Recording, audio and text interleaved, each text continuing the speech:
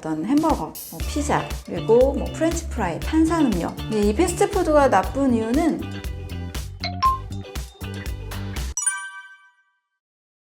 패스트푸드는 빠르게 만들어진 가공식품을 의미합니다. 빠르다라는 그 의미 속에는 세 가지 특징이 있는데요. 만드는 속도가 빨랐기 때문에 먹는 속도가 빨라지게 되고 소화시키는 속도도 빨라지게 됩니다. 그러다 보니까 지방세포로 전환되는 그 속도도 같이 빨라지게 되죠. 이 패스트푸드는 크게 두 종류로 분류를 할 수 있는데요. 보통 패스트푸드 하면은 우리가 길 가다가 사 먹을 수 있는 B사, M사의 어떤 햄버거, 피자, 그리고 프렌치 프라이, 탄산음료 이런 부류의 가공된 식품을 패스트푸드라 할 수 있고, 하지만 그 외에도 마트에 가도 중요한 가공된 곡물이나 쌀이나 밀이나 이런 식재료와 함께 감미료, 소금, 기름 이런 것들을 섞어서 만든 이런 음식들, 레토르트 식품이라고도 하죠. 이런 것도 같이 패스트푸드라고 볼 수 있습니다. 왜냐하면 이 두 가지 다 어떤 살아있는 음식의 형태가 아니라 성분들을 같이 섞어서 바로바로 먹을 수 있는 형태로 다 조리된 음식이죠. 전자레인지에 데피거나 녹이거나 이런 식으로 해서 바로 먹을 수 있는 음식들입니다. 이 음식들에는 오랜 시간을 이제 그 식재료들을 보존하고 또 만들기 위해서 여러 보존제가 들어가고 유화제가 들어가고 여러 합성 첨가물들이 같이 들어가게 됩니다. 당연히 몸속에서는 이런 음식들에 대해서 굉장히 불편한 반응들이 나타나겠죠. 소화 속도는 빠른다 할지라도 내 몸에 충분한 영양소를 주기보다는 다양한 첨가물들, 그리고 만드는 과정에서 또 발생할 수 있는 과산화 지질이나 이런 성분들로 인해서 몸에는 좀 해로운 성분들이 많이 발생할 수 있는 특징이 있습니다. 이 패스트푸드가 나쁜 이유는 살아있는 음식 형태로 먹지 못하다 보니까 그 안에 섬유질이 결핍되기도 하고 비타민, 미네랄, 식이섬유 이런 몸에 꼭 필요한 영양소가 결핍된 상태입니다. 그래서 다양한 질병을 유발할 수 있고 또 수명을 단축시킬 수 있습니다. 말 그대로 패스트푸드는 가공된 음식입니다. 자연에서 햇빛과 비바람, 토양의 영향을 통해서 만들어진 생명이 담긴 음식이 아닌 거죠. 한마디로 공장에서 가공된 겁니다. 공장에서 다양한 식품 성분들을 이렇게 모아서 맛있게 만들었을지는 모르는데요. 그 안에는 이제 생명이 없는 죽은 음식이라 할 수 있죠. 햄버거를 한 달 동안 먹었던 경우에 몸 건강 상태를 테스트했던 그런 다큐멘터리도 있었죠. 결국 이런 패스트푸드 안에 들어있는 다양한 첨가물들 때문에 몸에서는 다 독소로 작용을 하게 됩니다. 그리고 이 안에는 영양소나 파이토케미컬이나 이런 것들이 전혀 없고 죽은 음식의 성분들만 들어있기 때문에 내 몸의 소화효소, 대사효소를 굉장히 많이 고갈시킵니다. 이 첨가물들 때문에 간에서 해독을 또 많이 해야 되고 신장에서도 이것을 여과하는 데 있어서 굉장히 몸이 지치게 됩니다. 그래서 건강이 좀 빠르게 망가질 수 있고 몸 전체의 이 장기들이 약해지기 때문에 다양한 질병을 만들어낼 수가 있죠. 이러한 이유들로 패스트푸드는 절대 먹어서는 안 되는 음식이고, 만약에 먹었다 하면 이것을 어떻게 내 몸이 다시 회복하고 또 해독할 수 있을까, 이것을 고민을 해야 되는 음식입니다. 패스트푸드를 먹게 되면 당분도 굉장히 많고 지방도 많기 때문에 혈액 속에 당과 지방이 굉장히 빠르게 증가하게 됩니다. 지방 저장 호르몬이 증가하게 되고 이로 인해서 도파민의 분비량이 증가합니다. 그래서 우리 음식을 먹으면서 중독적으로 계속 많이 먹게 되는 현상이 있죠. 음식 중독이 일어나고 또 식욕이 더욱 촉진하게 됩니다. 지속적으로 패스트푸드를 먹는 분들은 하나만 먹지 않고 또 일주일에 한 번만 먹지 않고 계속 여러 번을 또 먹게 되는 그런 중독 현상이 같이 일어나요. 이것은 마치 도파민 중독처럼 뇌에 이 쾌락 중추에 더 강한 자극을 받고 싶어서 계속 먹게 되는 거죠. 이것을 계속 먹을수록 우리 몸에 꼭 필요한 파이토케미컬이나 비타민, 미네랄이나 식이섬유가 굉장히 부족해지기 때문에 몸에서는 여러 불균형 그리고 질병이 생길 수 있고 비만이 증가하는 현상이 일어나게 됩니다. 주 4회 이상 패스트푸드를 섭취했을 때는 관상동맥 질환, 결국 이 혈관에 문제가 생겨서 동맥경화나 또 심혈관 질환에 문제가 생기는 그 사망률이 무려 80%가 증가하게 됩니다. 2번에서 3번, 일주일에 두세 번을 섭취하게 되면 이 사망률이 50% 정도로 낮아지고요. 주 1회 섭취하게 되면 그래도 이 심혈관 질환주의 문제가 발병률이 20% 증가하게 된다라는 통계가 있습니다. 결국 패스트푸드를 먹을수록 사망률 그리고 질병 유발률이 증가하기 때문에 최대한 정말 안 먹는 것이 너무너무 중요하겠죠. 또 먹고 있다라면 어떻게 하면 이 횟수를 줄여갈 수 있을까? 내가 음식 중독에 빠져 있는 것은 아닌지 내가 먹는 라이프 스타일을 꼭 점검할 필요가 있습니다. 패스트푸드 안에 굉장히 자극적인 성분들이 많이 들어갑니다. 감미료, 이 단맛도 많이 들어가고 소금도 굉장히 많이 들어갑니다. 또 기름, 인공 향신료가 들어가서 한번 먹으면 정말 입에선 아주 쫙 감기는 그런 감칠맛이 도는 그런 음식들이죠. 그래서 한번 먹으면 계속 먹게 되는 특징이 있는데 마치 과식하는 습관을 버리기가 어렵고 또 어떤 게임이나 도박이나 중독에 한번 빠지면 헤어나오기 어려운 것처럼 이런 음식 중독 현상이 일어나게 됩니다. 그 문제점 4가지가 있는데요. 첫 번째는 계속 단맛이 많이 들어있기 때문에 갈수록 더 많은 당을 계속 몸에서 갈망을 하게 돼요.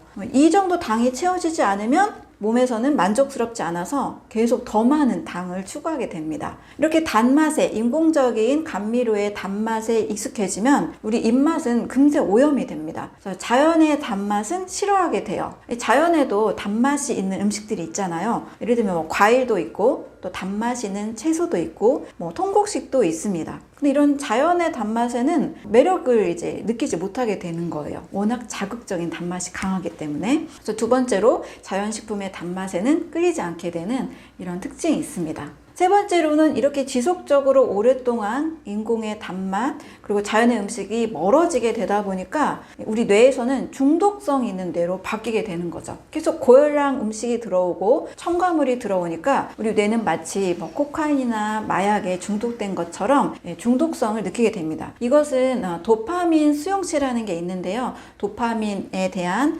자극을 받아들이는 이 수용체가 점점 내성이 생겨서 이 도파민 수용체의 기능이 상실되는 거예요. 그러니까 요만큼의 자극 단맛으로도 만족했던 우리 입맛이 이걸로 이제 만족이 안 되고 수용체 기능이 상실되니까 더 많은 요구량을 계속 몸에선 요구하게 된다는 겁니다. 뇌가 중독성 뇌로 바뀌면서 뇌가 위축이 되는 현상이 일어나고 또 도파민에 대한 자극이 계속 끊임없이 갈구하게 되다 보니까 결국 뇌 질환과 여러 다양한 질환을 일으키면서 수명이 줄어드는 아주 악순환으로 이어지게 됩니다. 네 번째로는 이 뇌 문제를 좀 더 자세히 들여다보면 뇌의 기능이 정상적으로 되지 않는다라는 것은 분명히 우리의 정서적 안정, 심리적인 이런 것까지도 같이 문제를 일으킵니다. 그래서 우울증이나 조현병이나 공황장애나 공격적인 그런 특징, 정서적 안정이 굉장히 떨어져 있는 그런 특징들, 정신질환의 원인이 됩니다. 그래서 제대로 된 어떤 지적 판단이나 이런 지적인 일들을 하기가 수행하기가 어렵게 돼요. 일본에서 어떤 비행 청소년, 심각한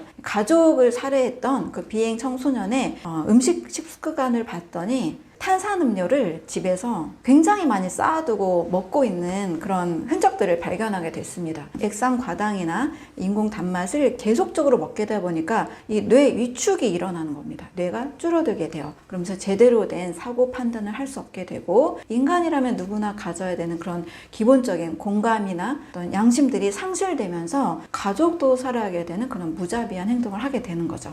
패스트푸드는 장기적으로 정서뿐만 아니라 또 우리의 건강한 몸, 또 수명까지도 아주 크게 위협하는 아주 좋지 않은 음식입니다.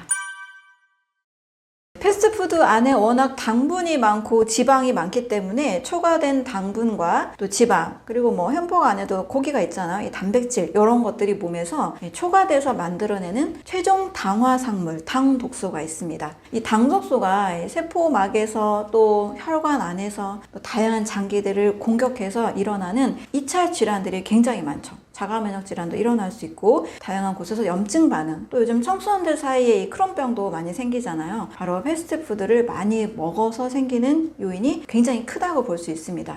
최종 당화산물이 많이 생길 수 있는 위험, 요게 있고요. 그리고 패스트푸드 안에는 정상적인 그런 기능을 하는 영양소가 결여돼 있고 몸에 꼭 필요한 영양소들이 없다 보니까 활성산소를 굉장히 많이 만들어냅니다. 이 활성산소는 우리 몸에서 정상적인 세포, 또 면역세포 세포들을 공격하는 특징이 있죠. 물론 우리 몸은 늘 활성산소를 만들어내지만 이 소량이 있을 때는 뭐 정상적인 생명 반응에 기여를 합니다. 세균 바이러스를 처리하기도 하고 노화세포들을 해결하기도 하는데 너무 과하게 생길 때는 몸에서 반드시 정상 기능을 하는 건강한 세포들도 공격한다는 것, 이것을 기억해 주시면 좋겠습니다. 세 번째로는 패스트푸드는 대부분 아주 맛있게 만들어야 되기 때문에 기름에 튀기는 경우가 많죠. 또 이 기름이 산화가 돼서 만들어지는 과산화 지질이 생성이 됩니다. 과산화 지질은 정말 말만 들어도 몸에 나쁠 것 같은 느낌을 주잖아요. 우리 세포 자체가 굉장히 그 기능이 떨어지게 되고 노화가 굉장히 빨리 일어나게 됩니다. 그래서 요즘 젊은 사람들이 오히려 젊은 당뇨, 젊은 치매, 또 젊은 암도 굉장히 많이 생기는데 그 요인들이 바로 패스트푸드가 차지하는 영향이 굉장히 크다고 볼 수 있죠. 다음 네 번째로는 이 패스트푸드 안에 굉장히 또 많은 중금속들도 같이 있을 수 있습니다. 그 음식들의 모든 출처들을 사실 알 수가 없어요. 내가 만약에 뭐 과일이나 채소나 뭐 쌀이나 이런 걸 샀으면 대부분 그래도 어디 우리나라에서 만들었는지 뭐 외국에서 만들었는지 뭐 그런 것들 수차를 대부분 알 수 있고 가까운 거리인지 원거리인지 그 음식의 재료 원재료들을 알 수 있는데 이 패스트푸드 안에는 도대체 이 밀가루 뭐 고기 성분들 또 첨가물들 어디서 왔는지 어디서 오염이 됐는지 이 유통 경로가 정확하게 알 수가 없습니다. 이 재료들의 성분들 속에 다양한 중금속들이 오염이 될 수 있습니다. 패스트푸드 안에 있는 다양한 이 화학 성분들 프탈레이트나 비스페놀 A나 이런 성분들이 몸의 내분비 기능을 교란시키는 환경 호르몬의 역할을 할 수가 있습니다. 이로 인해서 생기는 게 뭐 자가면역 질환, 또 뭐 성조숙증 여러 원인들을 제공할 수가 있죠. 한마디로 패스트푸드는 정말 이 자체로 음식이 아니라 정말 100% 독소다 이렇게 인지하시는 것이 정확한 지식이라고 할 수 있겠습니다. 패스트푸드 또는 가공식품을 주기적으로 뭐 일주일에 여러 번씩 섭취하게 되면 그 안에 들어있는 설탕량이 마치 한 100스푼의 설탕을 먹는 것과 같은 굉장히 많은 당분을 섭취하게 됩니다. 당분이 몸에 빠르게 흡수하게 되면 이로 인해 생겨나는 2차 질환들이 굉장히 많죠. 당뇨도 생길 수 있고 비만이 생길 수 있고 그 비만 세포로 인해 몸의 혈관과 세포들이 다 또 노화가 빨라지면서 동맥경화, 암을 유발할 수 있는 특징이 있습니다. 미국에서는 가공식품 그리고 이 가공 음료를 굉장히 많이 먹잖아요. 한국인들이 뭐 이 정도 양이면 미국인들은 거의 2배 이상 가까운 굉장히 많은 양을 먹는데 미국에서는 이런 액상 과당을 초과해서 먹는 그런 문화 때문에 굉장히 많은 이 액상 과당으로 인해 대사증후군, 또 과체중, 당뇨, 콜레스테롤 증가, 또 초고도 비만 엄청 심각한 건강 문제가 발생하게 됐죠. 이런 액상 과당은 인체 내에서 자연의 당과 흡수되는 경로가 달라집니다. 자연의 당은 우리 몸에서 포도당이나 뭐 과당이나 자당이나 이런 당 성분들을 운반하는 호르몬이 있고 또 이것을 자연스럽게 간에서 활용하기도 하는데 액상 과당은 이 자체로 간에서 중성지방을 바로 빠르게 만들기 때문에 오히려 인슐린의 민감도를 떨어뜨리고 당 대사에 문제가 생기게 만듭니다. 혈당의 문제, 또 췌장의 문제, 또 인슐린 저항성과 그리고 당뇨의 문제를 일으키는 원인을 제공하게 되죠. 이렇게 당뇨와 또 인슐린의 민감성을 떨어뜨리고 또 당뇨 전 단계 이 당 대사에 문제가 오면서 결국 당뇨병은 혈관병이라고 할 수 있는데요. 바로 혈관 질환에도 문제가 생깁니다. 당에 문제가 있는 사람들의 이 혈액 자체는 굉장히 끈적끈적하다고 하잖아요. 끈적끈적한 혈액이 흘러가면서 몸에서는 어쨌든 혈액을 보내기 위해서 혈압을 올려서라도 혈액을 모세혈관까지 계속 보내려고 합니다. 그러는 과정에서 혈관에 상처가 나기도 하고 그 상처를 또 메꾸기 위해서 염증이 생깁니다. 이걸로 인해서 이제 혈관염이나 뭐 동맥경화, 여러 혈관, 관상동맥 질환 이런 문제가 생길 수 있는 거죠. 그래서 당뇨, 비만, 이런 혈관의 건강 상태, 심혈관 질환 이런 모든 문제들을 일으킬 수 있기 때문에 패스트푸드 그리고 가공된 당은 반드시 우리가 절제하는 식습관을 가져야 될 것 같아요. 액상 과당은 인체 내에서 정상적으로 들어오는 자연의 당이 아닙니다. 액상 과당은 몸에서 혈당을 빨리 증가하기 때문에 몸속에서 바로 사용되기보다 남아있는 단백질 그리고 지방과 결합이 일어나면서 당독소, 최종 당화산물이라는 독소로 바뀌게 됩니다. 체내 독소가 굉장히 증가하게 돼요. 이렇게 당분과 단백질이 결합해서 이루어지는 식사법들, 문제가 되는 식사법들이 있는데요. 오븐에 굽는다거나 또 숯불에 직접 구운다거나 굉장히 감칠맛이 많이 나는 메이야르 반응이죠. 캐러멜 맛이 나는 그런 요리들이 이루어질 때 당독소가 굉장히 증가하게 됩니다. 당독소가 증가하게 되면 그로 인해서 콜레스테롤 수치가 올라가고 심근경색이 일어나고 비만, 고혈압, 당뇨, 심지어 이제 눈의 실명까지 몸 전체적으로는 이 체중 당화산물이 쌓이게 되면 암을 유발하기도 합니다. 체중 당화산물, 당독소가 증가하게 되는 일이 일어나고요.